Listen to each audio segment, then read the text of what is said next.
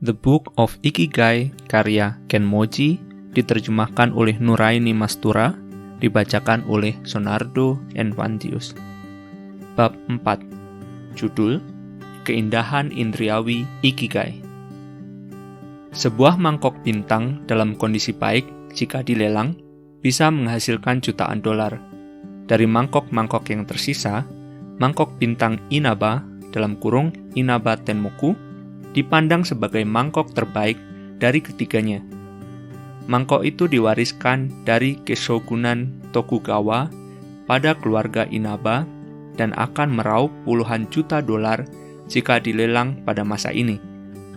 Koyata Iwasaki, presiden keempat dari konglomerasi Mitsubishi dan salah seorang pria terkaya di Jepang masa kini, menjadi pemilik mangkok itu pada tahun 1934. Akan tetapi, karena menganggap dirinya tidak pantas memilikinya, Iwasaki tak pernah menggunakannya pada upacara-upacara teh yang diadakannya. Bangsa Jepang jelas teramat memusingkan mangkok-mangkok cantik. Toh mangkok hanyalah mangkok, dan fungsinya untuk menampung cairan. Dalam kapasitas tersebut, itu tak ada bedanya dari mangkok-mangkok yang biasa ada di pasaran. Meski antusiasme di seputar wadah-wadah ini jelas akan menemukan kesamaan di budaya-budaya lain, kita merasa bahwa ada sesuatu yang unik dalam budaya bangsa Jepang yang menjadikan hasrat mereka terhadap wadah-wadah itu cukup luar biasa. Dari manakah antusiasme Indriawi ini berasal? Pada bab 1, kita merujuk pada hipotesis leksikal yang menyatakan bahwa ungkapan bagi ciri-ciri kepribadian yang penting dalam hidup secara perlahan dan pada akhirnya akan membentuk bagian dari bahasa sehari-hari, sebagaimana kasusnya dengan Ikigai. Ada aspek menarik lain dari bahasa Jepang yang pantas kita fokuskan dan khususnya terkait di sini. Dalam bahasa Jepang, anjing menggonggong wan-wan, sementara kucing berbunyi nya-nya. Dalam bahasa Inggris, anjing berbunyi pow-wow, dan kucing meow. Setiap bahasa mempunyai ekspresi onomatopeia semacam itu. Tetapi, secara umum, bahasa Jepang dipandang memiliki ragam ekspresi demikian yang amat banyak. Ungkapan-ungkapan itu terkadang disebut sebagai simbolisme bunyi bahasa Jepang, dan mereka seringkali terbentuk dari satu kata yang diucapkan dua kali. Sebagai contoh, bura-bura berarti cara berjalan yang santai dan acuh tak acuh, sementara teka-teka menjelaskan permukaan yang mengilat. Kira-kira mengacu pada cahaya yang gemerlap, sementara kira-kira berarti sumber cahaya yang terang dan nyaris membutakan, seperti lampu sorot sepeda motor pada malam hari. Tonton merujuk pada bunyi ketukan yang samar, sementara don-don berarti bunyi gedebuk yang berat. Sebuah kamus onomatopoeia yang disunting oleh Masahiro Ono pada tahun 2007 mendata 4.500 contoh simbolisme bunyi ini. Dengan semakin populernya manga dan anime Jepang, semakin banyak orang di seluruh dunia yang tertarik pada simbolisme bunyi bahasa Jepang, karena banyak ungkapan itu yang digunakan dalam karya-karya anime dan manga yang populer. Akan tetapi, onomatopoeia bahasa Jepang sulit dikuasai. Sebagian karena kehalusan cara penggunaannya, dan sebagian karena begitu banyaknya ungkapan itu. Tidak seperti di kebudayaan lain, bangsa Jepang terus menggunakan simbolisme bunyi dalam kehidupan dewasa mereka, selain di masa kanak-kanak. Faktanya, sudah biasa bagi bangsa Jepang untuk menggunakan simbolisme bunyi saat membahas hal-hal dalam konteks profesional. Struktur persepsi semacam itu jelas lebih berkembang dalam beberapa bidang industri daripada yang lain, sebagai contoh pada gastronomi. Anda bisa bayangkan koki sushi seperti Onojiro dan pedagang ikan berpengalaman seperti Hiroki Fujita menggunakan onomatopoeia dalam percakapan mereka karena simbolis bunyi sering digunakan untuk menjelaskan tekstur dan rasa makanan. Begitu pula, Anda bisa meyakini bahwa para panglima samurai menggunakan onomatopoeia untuk membahas kualitas pedang, dari kilatan hingga tekstur permukaan bilahnya. Para seniman manga juga sering menggunakannya menggunakan kata-kata seperti tonton dan don-don untuk mencerminkan suasana-suasana halus dari perbuatan karakter-karakter mereka. Fakta bahwa ada begitu banyak simbolisme bunyi dalam bahasa Jepang menyiratkan, berdasarkan hipotesis leksikal, terdapat korelasi di antaranya dengan cara bangsa Jepang memandang dunia.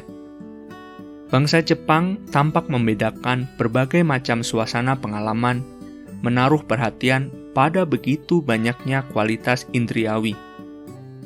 Pengayaan onomatopoeia mencerminkan pentingnya suasana-suasana indriawi yang detail dalam kehidupan bangsa Jepang. Perhatian terhadap detail semacam itu telah memupuk suatu kebudayaan di mana para perajin senantiasa menerima penghormatan pada sebuah era ketika gelombang inovasi menjanjikan untuk mengubah hidup kita. Jepang terus mempunyai begitu banyak produk-produk tradisional yang dibuat oleh para perajin.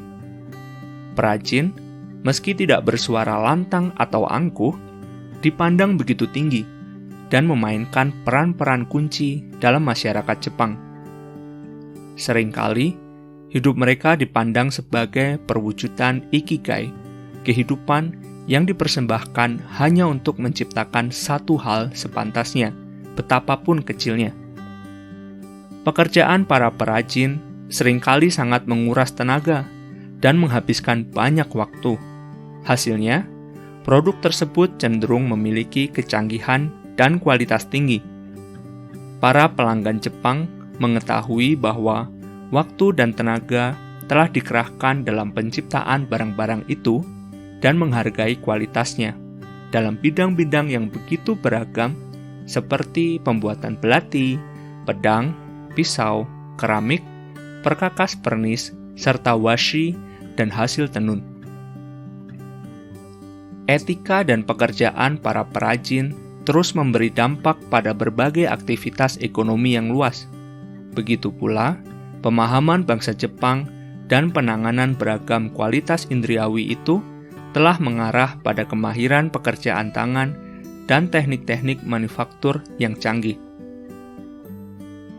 Meskipun perusahaan-perusahaan Jepang merugi selama bertahun-tahun dalam bidang barang-barang elektronik konsumen, satu area yang masih menjadi keunggulan bangsa Jepang adalah manufaktur alat-alat yang rumit seperti kamera medis.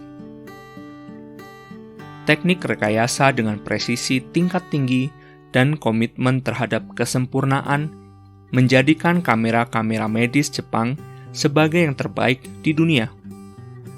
Begitu juga dengan kasus alat-alat semikonduktor. Para manufaktur Jepang memiliki keunggulan, akumulasi, cara pembuatan, dan operasi yang terkoordinasi dengan hati-hati merupakan syarat bagi produksi dengan kualitas tinggi dan efisien. Menaruh perhatian pada pengalaman-pengalaman indriawi yang begitu banyak memang penting untuk menjalankan operasi-operasi halus yang mendukung keahlian dan manufaktur teknologi tinggi. Sementara dengan keahlian, kemampuan kognitif ini tercermin dalam pembentukan linguistik sebuah bahasa. Kekayaan bahasa Jepang seperti onomatopoeia mencerminkan kepekaan halus tersebut.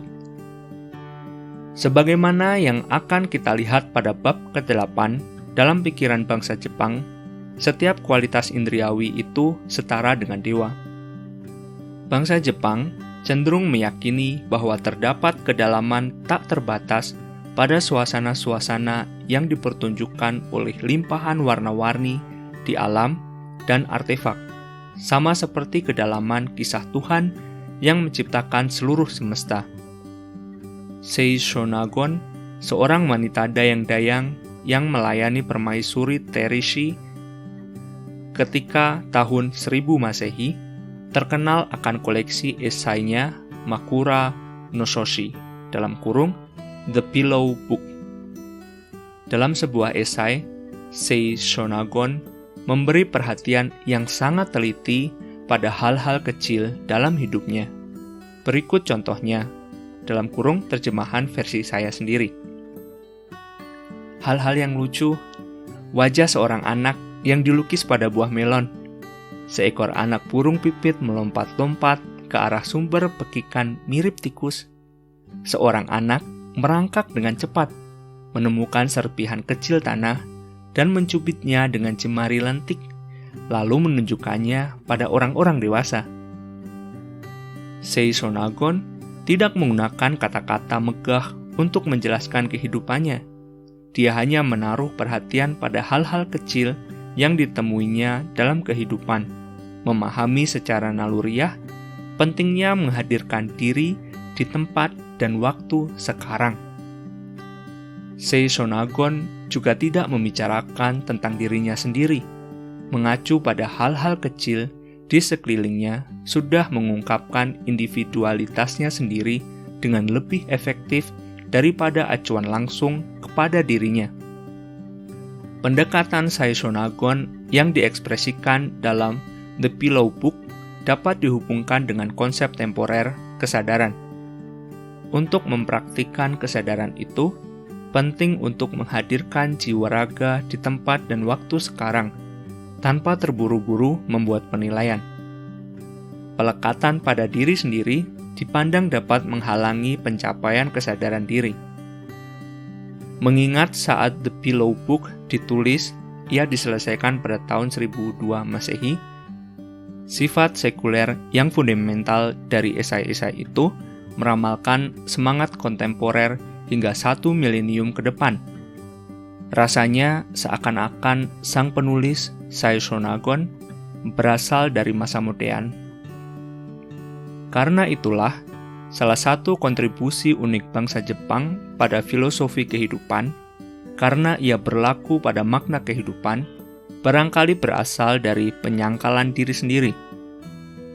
Seorang anak yang riang tidak membutuhkan ikigai untuk menjalani hidup, sebuah poin yang ditegaskan oleh Mieko Kamiya dalam bukunya yang terkenal On the Meaning of Life, dalam kurung Ikigai. Seorang anak yang riang tidak dibebani dengan definisi sosial akan dirinya sendiri.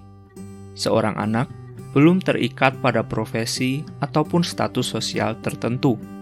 Alangkah menyenangkannya jika kita dapat mempertahankan cara pandang seorang anak sepanjang kehidupan kita. Hal ini mengarah pada pilar kedua Ikigai, yaitu membebaskan diri. Seperti Seishonagon yang nyaris tak pernah merujuk posisinya sendiri di masyarakat dalam keseluruhan The Pillow Book, seakan-akan dirinya baru terlahir tadi pagi. Seperti serpihan salju yang pertama terjatuh ke tanah, melupakan diri sendiri mengarah pada salah satu prinsip kunci Buddhisme Zen. Alangkah menarik mengamati betapa penyangkalan diri berjalan beriringan dengan apresiasi akan momen sekarang dalam pemenuhan falsafah kesadaran diri. Membebaskan diri sangat berkaitan dengan kehadiran diri di tempat dan waktu sekarang.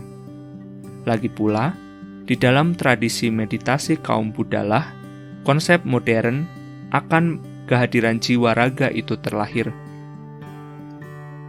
Kuil Eiheiji di pinggir kota Fukui, Jepang, adalah salah satu pusat kemegahan Buddhisme Zen.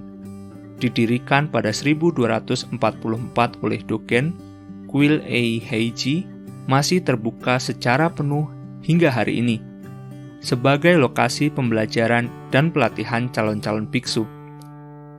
Ribuan kandidat biksu telah mendaftar dan belajar di kuil itu untuk berlatih, bermeditasi, dan meraih kualifikasi. Untuk diterima sebagai murid di kuil itu, seorang pelamar harus berdiri di depan gerbang kuil selama berhari-hari, terkadang di bawah guyuran hujan. Meskipun hal itu mungkin terkesan sebagai bentuk penyiksaan dari sudut pandang modern, ada alasan mengapa pengenalan yang merendahkan pada dunia Zen itu dianggap perlu, terutama dalam hal penyangkalan diri sendiri. Chikisai Minami adalah seorang pendeta Buddha yang memiliki pengalaman langka tinggal di dalam area kuil Aihaiji selama lebih dari 10 tahun. Dalam kurung, kebanyakan murid hanya tinggal selama beberapa tahun untuk lulus. Minami menyatakan bahwa salah satu aturan terpenting dari kuil Aihaiji dan Buddhisme Zen secara umum adalah bahwa tidak ada sistem imbalan. Di dunia luar, orang-orang mendapat nilai atau poin karena melakukan sesuatu yang berharga, sesuatu yang baik. Akan tetapi, di dalam kuil Aihaiji tidak ada penghargaan bagi tindakan terpuji. Begitu Anda memasuki sistemnya, apapun yang Anda lakukan, betapapun tekunnya Anda bermeditasi, betapapun berhati-hatinya Anda menunaikan tugas-tugas harian, itu tidak ada bedanya. Anda diperlakukan seperti setiap murid lainnya. Anda menjadi manusia anonim, nyaris tak kasat mata. Individualitas kehilangan nilai keberartiannya. Jadwal di kuil Aihaiji teramat berat. Para murid bangun pukul 3 pagi dini hari dan setelah mandi, mempraktikkan meditasi pagi.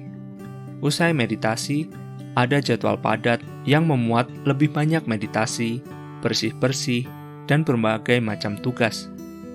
Para murid makan 3 kali sehari. Menunya sangat sederhana, meliputi nasi, sup, dan beberapa hidangan vegetarian. Pada siang hari, kuil Aihaiji terbuka bagi umum, dan para wisatawan dapat berjalan-jalan di dalamnya. Para murid berbagi ruang yang sama dengan turis-turis itu. Sesekali waktu, para turis akan bertemu murid-murid yang berjalan menyusuri koridor-koridornya. Kekontrasan antara wajah para turis dan murid sangat hebat.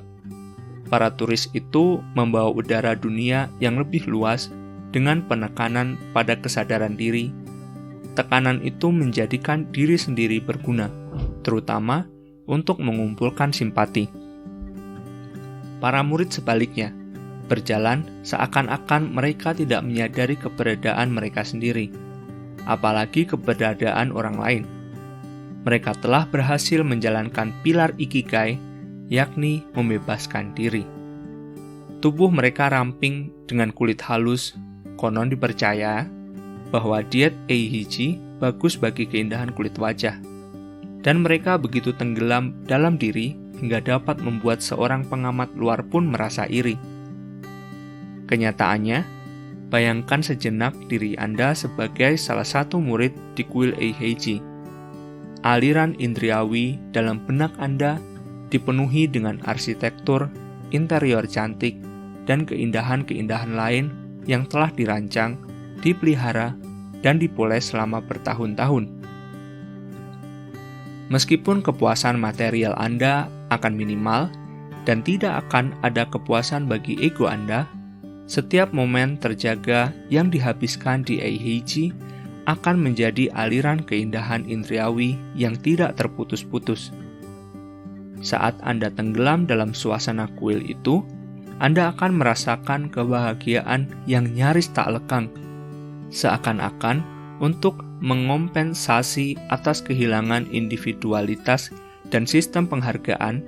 Terdapat limpahan keindahan yang syahdu di dalam kuil itu, menyediakan latar bagi para murid untuk menjalankan ritual-ritual harian tersebut. Seorang ahli syaraf yang berpusat di Cambridge, UK, Nicholas Humphrey, yang membahas arti fungsional kesadaran dalam bukunya Soul Dust: The Magic of Consciousness, mengemukakan bahwa kesadaran itu signifikan secara fungsional karena ia memberi kita kesenangan indriawi, sebuah alasan untuk melanjutkan hidup. Humphrey mengambil contoh luar biasa dari ritual sarapan terakhir tahanan sebelum eksekusi mereka di Amerika Serikat. Para tahanan itu memiliki hak istimewa terakhir dengan memilih menu pribadi mereka sendiri. Humphrey mengutip menu terakhir para tahanan sebagaimana yang terlampir di situs Departemen Hukum Pidana Texas. Seorang tahanan mungkin akan memilih file ikan goreng, kentang goreng, jus jeruk, kue coklat Jerman, sementara tahanan lain mungkin menginginkan sepiring katsu ayam. Intinya adalah bahwa mereka memikirkan secara mendalam untuk santapan terakhir dalam hidup mereka. Sebuah kesaksian akan arti kesenangan indriawi yang kita dapatkan dari makanan kita. Bisa dikatakan, itu adalah bentuk nyata dari menghadirkan diri di tempat dan waktu sekarang. Rasanya seakan menemukan ikigai di lingkungan tertentu dapat dipandang sebagai sebuah bentuk adaptasi biologis. Anda dapat menemukan ikigai Anda dalam rentang kondisi yang luas, dan kunci bagi ketahanan ini adalah kesenangan indriawi. Dalam ilmu kesadaran kontemporer, kualitas-kualitas indriawi yang menemani sebuah pengalaman, termasuk dalam konsumsi kuliner, disebut qualia, istilah untuk mengacu pada properti-properti fenomenologis dari pengalaman indriawi. Warna merah darah, wangi mawar, atau dinginnya air merupakan sebuah contoh qualia. Cara qualia bangkit dari aktivitas-aktivitas neuron di dalam otak merupakan misteri terbesar yang tak terpecahkan dalam ilmu saraf, atau bahkan dalam seluruh sains. Tidak ada yang mampu menggetarkan kita melebihi sebuah misteri besar. Kalau Anda memasukkan stroberi ke mulut Anda, buahnya tidak harus termasuk salah satu buah-buahan yang sempurna dan mahal yang dijual di Sembikia. Anda memiliki spektrum qualia tertentu yang mungkin memberi Anda kesenangan, dan kesenangan itu setara dengan misteri kehidupan.